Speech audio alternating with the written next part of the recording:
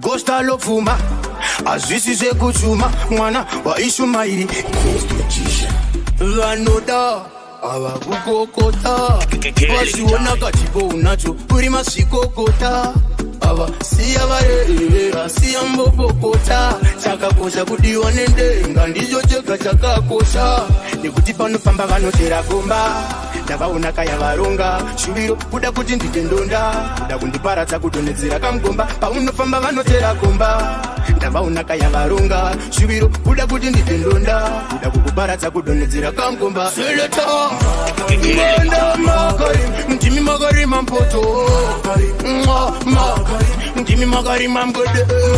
makari marima ndimi makatu marima makari mamgode seleta